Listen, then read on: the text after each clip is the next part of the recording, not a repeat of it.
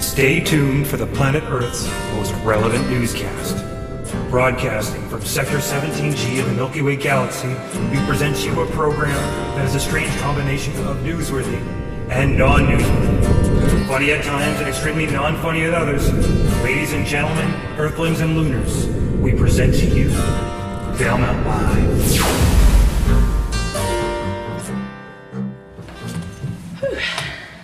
Where you been, Anne-Marie? We started the show. Some nasty tree ripping up Trudeau. Woo! What? I've been hucking big in the powwow. Can we start? Yes, we can. I'm Jody Newham. I'm Anne-Marie Powder Dog Scott. Welcome to Valemount Live, a special Wintervention broadcast. This show is being broadcast live to the Valemount Community Theatre. Rock on! This is a very special episode featuring totally awesome clips from last year and beyond. And we'll select the winners for the Valemount Arts and Cultural Society's Winter Raffle Draw. Everyone wins something. Are you sure about that? I'm sure. But there's only 4 prizes. Everybody wins a healthy cultural society. Let's begin. Where shall we start? Let's start at the very top and shred our way into the Great White. As a community broadcaster, we take our role very seriously. We begin with a short drama segment way back from episode 8 that tackles violence in school. A serious issue, delicately handled. Come in. Good morning, Headmaster. Mrs. Perkins, good of you to come. I realize you're a busy woman, but I didn't feel we could discuss this matter over the electric telephone. No, absolutely not, Headmaster. I mean, if Tommy's in any sort of trouble, I'd like to nip it in the bud. Quite frankly, Tommy is in trouble, Mrs. Perkins. Recently, his behavior has left a great deal to be desired. Oh, dear me. Yes. He takes no interest in school life whatsoever. He refuses to muck in on the sports field, and it's been weeks since any master has had any written work from him. Dear me. Yes, if he wasn't dead, I'd have him expelled. I beg your pardon? Yes, expelled. If I wasn't making allowances for the fact that your son was dead, he'd be out on his ear. Tommy's dead? Yes. He's upstairs in sick bay now, stiff as a board and bright green. And this is, I fear, typical of his current attitude. And I have pleaded with him, and so has Matron, and he will make no effort. Tommy's dead? Yes, and that's what's so galling. He seems to have no sense of moderation. One moment he's flitting about like a paper kite, the next he's completely immovable and starting to smell. Well, how did he die? Well, is that important? Yes, I think so. Well, it has a good deal to do with the library. We've been having some trouble recently with boys slipping into the library and taking books without their library card. Your son was caught, and I administered a fatal beating during which he died. But you'll be glad to know the ringleader has been caught, and I don't think we'll have to worry about library discipline anymore. Now, the library card system I'm was sorry. You beat my son to death? Yes, so it would seem. Please, I'm not used to being interrupted. Now, the library card system was introduced... Exactly what happened? Well, it seems the boys were slipping in and taking the books. No, during the beating. Oh, that. Yes, well, one moment he was bending over, the next he was lying down. Dead? Deadish. Really, Mrs. Perkins, I find your morbid fascination with your son's death quite disturbing. What we are discussing here is your son's attitude, and quite frankly, I'm starting to see where he gets it from. At least I never beat him to death. No, and that was quite obvious to me from the day he got here. And I wondered then, and I can't help but wonder now, Mrs. Perkins, if he wouldn't be a very different sort of lad if you had administered a few fatal beatings earlier on. Are you completely mad? Yes, I'm absolutely furious. To accommodate the funeral, I have had to cancel afternoon school on Wednesday. I'm sorry. I've got to be going. This is preposterous. Yes, it is. If it were true. What? I've been joking, Mrs. Perkins. Forgive me. It's my strange Hibernian sense of humor. I've been having you on. Oh, thank God for that. I wouldn't cancel afternoon school to bury that little twerp. I think there is a message for everyone in that gaper. Everyone wins. In episode 13, we uncovered a sordid human trafficking ring operating in Valemount. It was sick nasty. We found a number of Europeans working on local farms for no pay. Dude! A woofer is somebody who's working on a farm and don't get paid for it, so he can sleep there and eat for free, and he have to work a special time on day. I don't know. I have to work 5 hours a day, 5 days a week, and then I can eat as much as I want. That's great. You know, actually, we have this concept in North America for a long time. Yeah. We call it slavery. No, it's not slavery, because we can sleep there and it's much more expensive. Slaves sleep. If you're staying in a hostel, it's much more expensive. So. Okay. Whose place are you being a slave at? Just Valemount. In Valemount? Yeah. Okay. Any family in particular that I should know? The Cankles. At the Cankles? Yeah. That makes sense. They're a very good owner. Do you recommend this form of... Recommend? Do you recommend it? Do you think that other young people should try out this slavery? Of course, yeah. Especially in the beginning, it's good to improve your English and just, arrive in Canada, because it's so much new stuff everywhere, thousands of informations and the new language, and you don't know anybody, and yeah, it's good just to stay in one place for a special time. Yeah. What is the best thing that's happened to you so far as a slave in Canada? I think, the Cankles. I don't know, it's a very nice family and they're great. I have lots of fun and yeah. Fabian, what are you doing in Canada? I'm moving.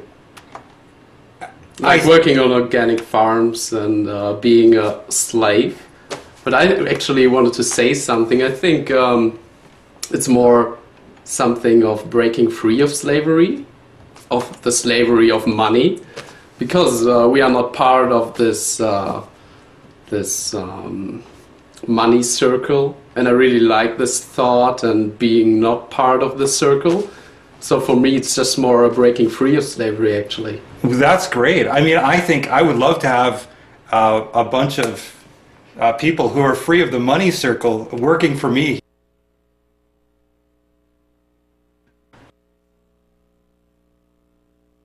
Arts and Cultural Society Winter Raffle Draw. So let's find out who's our first lucky winner in Studio B. Some lucky cat is going to win 1 day pass for Marmot Basin Ski Hill. It's actually 2 passes. I just assumed that they'd want to take me and puke when they see my backside rodeo.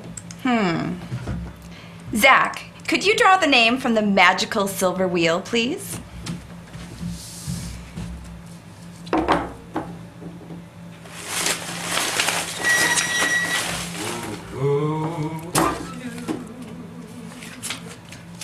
Thank you. Pesky guarding. Beef Wellington. Heskay Girding, you just won a 2-day pass for 2 at Marmot Basin. Woo! Valemount Live's most celebrated personality is no stranger to far-off lands, crafty crafts, or prison cells. Here's Zach Bauman. Follow along with his quick and simple craft. So, you'll need a ping pong ball, wide diameter wire, crimping things, wire cutter, and pipe cleaners, electrical tape, an assortment of batteries, pliers, a marker, an X-Acto knife, some scissors, smaller diameter wire. Use a very, very sharp X-Acto knife. The big one will act as another wire, so we don't need 3 wires, just 2. It's all nice and connected. Hi, I'm Zachary Schneider, and I just completed an eyeball on a wire that goes on your head and attached to a mask. Unlike Canada's public and private broadcasters, it's not all bad news with us. Sometimes we do stories on puppies. We don't do puppies. But here's a look at a Valemount-based doctor doing important work in Bolivia.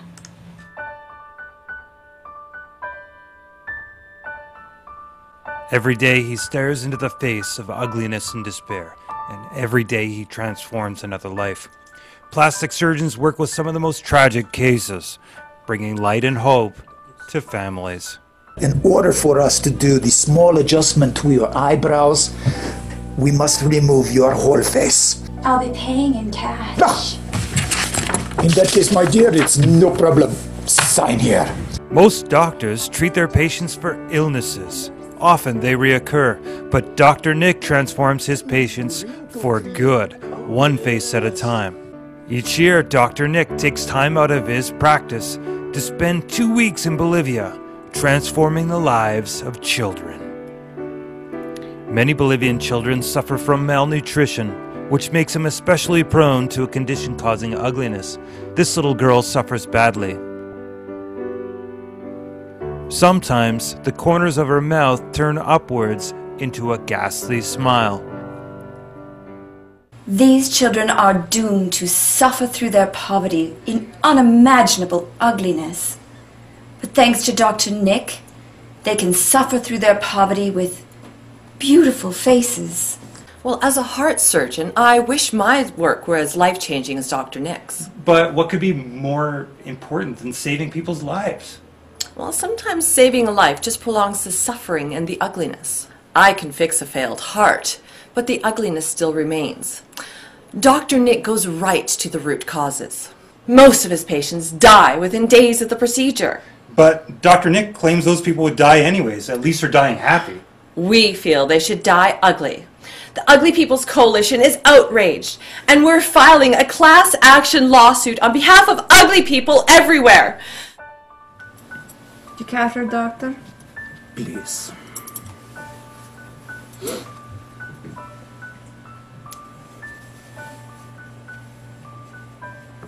Other forceps. Yes, doctor. The pliers, please. Yes. Oh, very good. Yes. Yes.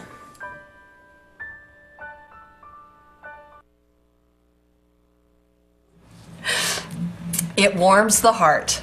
But sadly, not all our stories are happy ones. As news anchors, there is nothing quite so disheartening as seeing youth fudged. William Snow and Kevin Zamniak have a history of breaking the law. Okay. When did it start? I don't remember. Like 2 years ago. And do you remember your first client? Yeah, Who was it? William. Then we became partners. You know you need a business license to operate a business in the village of Valemount. No. So you guys are what? You're sort of a team? No. Sort of a crime syndicate? No. Okay, and where does the profits go? We buy gas, TVs, cameras. Have you been filing your taxes? No. So the government doesn't know about the income that you're making? No. And do you feel that that's right? Yes. How much would it be for us? I don't know. We want a good rate. $15 to $10. All right, let's do it. Let's see your work.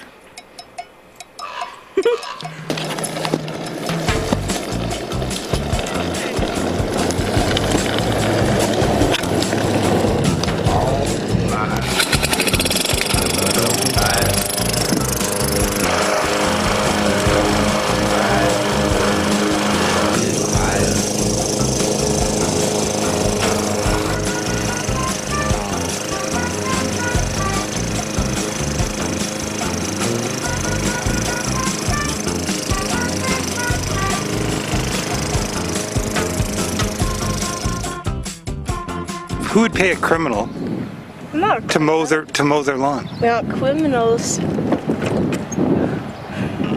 How many machines do you guys have in operation? Like 50? Whose lawn are you going to? Someone's. Are you afraid that they're going to get in trouble if you tell me? No. Are you afraid that your competition will? No. Do you guys use proper safety precautions?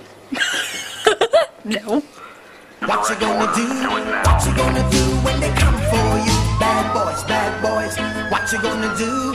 What you gonna do when they come for you? All right, I think it's time to make another draw in Studio B. This lucky winner will take home a prize package that could last a lifetime. A 3-hour tour from Coldflower Creek dog sledding isn't going to last a lifetime. It may change your life, but it won't last forever. What, you didn't see Gilligan's Island? Here we go.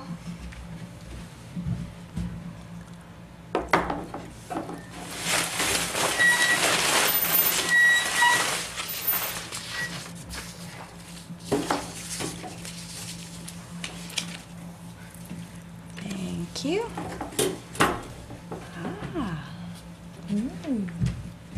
Congratulations to Linda Hedberg. Woo! Yeah, you just won a 3-hour tour from Coldfire Creek dog sledding. Schwank! Now back to the show. But seriously, dude, not all of our reporting in 2010 was serious. And sometimes we report on hopeless cases. Here's a story on the Dunster school closure we recorded in episode 44. Well, the objective is to get back into that building as quickly as possible and speed up negotiations. That's the first objective. We do require a fully funded, publicly funded school here. We're going to work on some music, okay? La, this is our note. La, let me hear that. Can I hear your la? You have to. La. Actually, can you turn around in your chair for me? I'm a former teacher at the Dunster School, and I'm a volunteer here today. What I taught when I was at the school and what I do teach at other schools is drama and music. Is there any good part about going to school in a tent? Well, my dad was going. I would watch. At least you get to go to a school. With my friends. I would much rather be in a building, but a tent is still fun. It's exciting. Strange, but exciting. Yeah. I hope we get the school back before it snows, because this will be really cold. Yeah. I think that you're going to get your school back. That's the way I would feel about it. And I think if you stick to it and make lots, I wouldn't give up at all. I think it's a totally viable thing. During the 30s, they ran these little schools during the deepest depression, and why can't we do it today? It just doesn't make any sense. Here, put an I in between the E and the R. Cousin. And then N, D, S. Good for you. Friends. You're doing a really good job. Good. C-O-U. Oh, sometimes we're too cruel. Actually, the Dunster parents did get their school back. Weird. Moving along then. Do you believe in old souls? I didn't until I met Hannah. Here's 7-year-old Hannah with her analysis of the issues facing elementary school students today. And now for an update from the Valemount Elementary School. News and analysis with Hannah Black. I'm really happy that I'm with a new teacher. Good. Who's your new teacher? Mrs. Wallace, and she has a daughter. Her name is Carly, and she has a son named Matthew, and she has 2 more sons. It's Duncan and Dustin. Did you do a lot of research about her before deciding that she could be your teacher? Yeah. You did? Yeah. So as a student at Valemount Elementary School, yeah, what is the single biggest issue facing students today? Well, it's kind of when I stayed in, yeah. Because me and Lizzie got in trouble from the bathroom because I had to keep on washing my hands because my hands were really, really sticky. Yeah, that was the biggest issue. That is a big issue. And did you learn anything from that? Yeah, I learned how to try to be respectful and a great drawer, but I couldn't do that. Yeah. Thanks a lot for your time today. Welcome. We received some truly feedback. Insightful. Some people were offended. McBride's not really a place. Truly insightful. Of course, this past year wasn't all roses. That's true. We made a number of fairly grave mistakes in episode 46 that called for some pretty big apologies the following week. We're not perfect, That's true. Here is a piece from episode 47 highlighting some of the errors we made. We received some feedback. Some people were offended. McBride's not really a place. So are they going to lump us in with the knuckle-dragging Neanderthals? Is economic development really a thing? A new study by Paul Blaze leaves us unsure. Can old people do stuff? The only difference between sexist pigs and bacon is a trip to the abattoir. Here's a segment inspired by our lawyer, Rick Coverbutt. According to BC Geographical Names, McBride is actually a place. Turns out it's even listed on some maps. So, we're sorry about that. And while we're on it, I said something about knuckle-dragging Neanderthals. That wasn't cool. No, we got a lot of calls. Also, economic development really is a thing. This was weird. It's in dictionaries. Apparently, it is the generation of wealth through the development of industry. I hadn't come across it. So, just a couple more and we'll be all clear. Old people can do stuff. They absolutely can.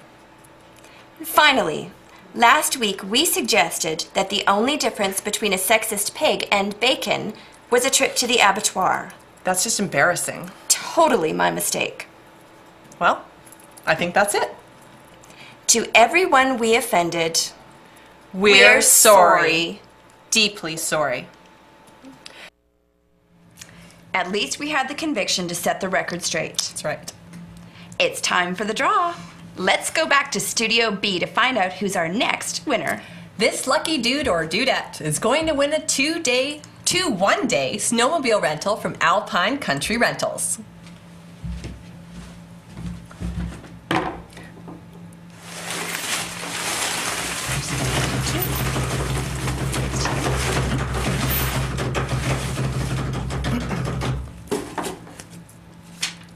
Thank you. Julie James. I think so, yeah. Okay. All right, congratulations to Julie James. Woo! You just won the amazing prize from Alpine Country Rentals, 2 one-day snowmobile rentals. So, we've just got a couple of items left. No one can say that the show doesn't fully support development in this town. It's true, and we've got proof. Take a look at this supportive piece we did on the beautiful and now complete Sass Fay development. Oh, Mama, are we there yet? Are we there yet? We're almost there, honey. Excited? Yeah. Yeah, me too. You gotta take a left up here.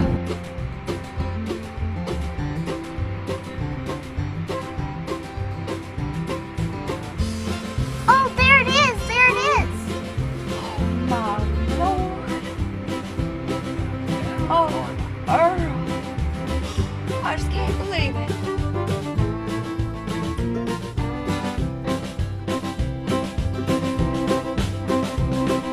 Mama, Dada, what is it? Wow, this is Sass Fay!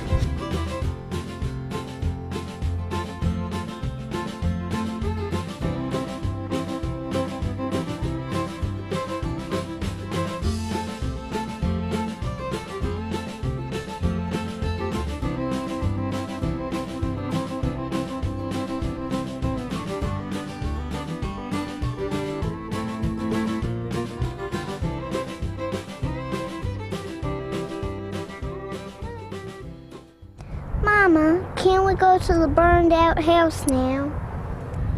Let's save that for tomorrow.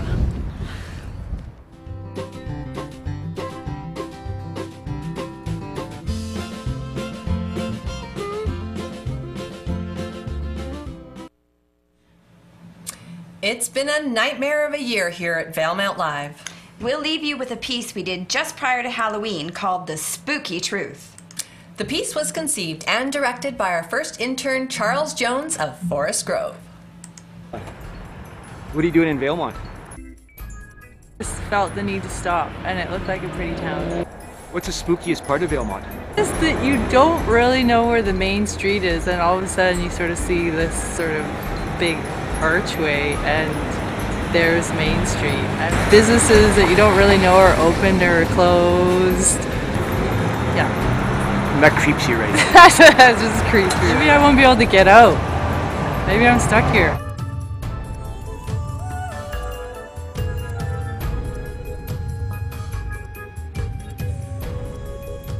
What's the spookiest part? I don't know. I suppose for me it's seeing all that snow building up on the top of the mountain. I like the ghosts. I like the spooky stuff.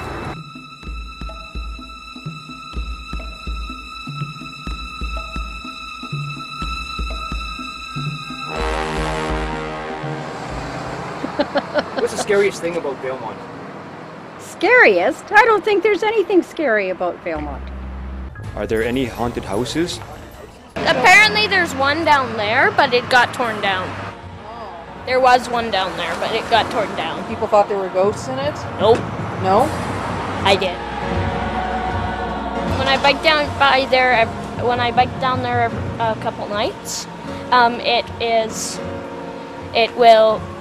I just hear noises coming from the broken window. It's Constable Ron George with the Valemount RCMP. I haven't had any experiences with the ghost myself. I've heard rumors, but maybe when you're out you can keep an eye out and see what you can find. You never know what's going to knock over that garbage can when you go up to the house.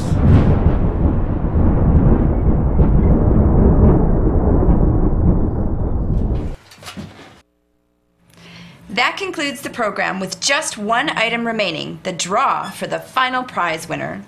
That lucky person will receive a trip for two to Van Groovy, British Columbia on Via Rail.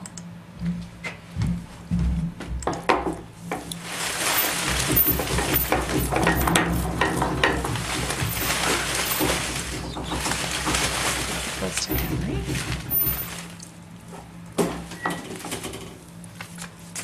Thank you, sir.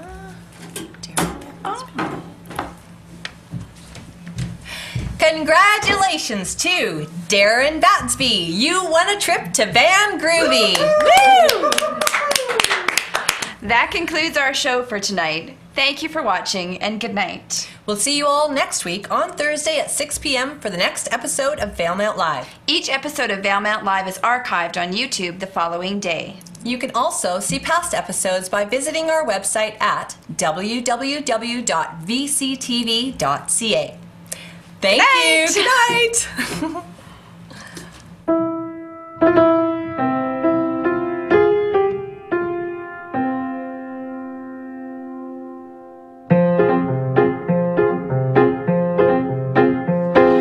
Oh, how you judge me. Oh, how you doubt me too. I can feel it in the way your body moves, in the way your body moves. Oh, how you scorn me. Oh, how you curse my name. It's been 3 long years, but I feel it all the same. Yeah, I feel it all the same. Have you been trying to hide your emotions in that little tin can? I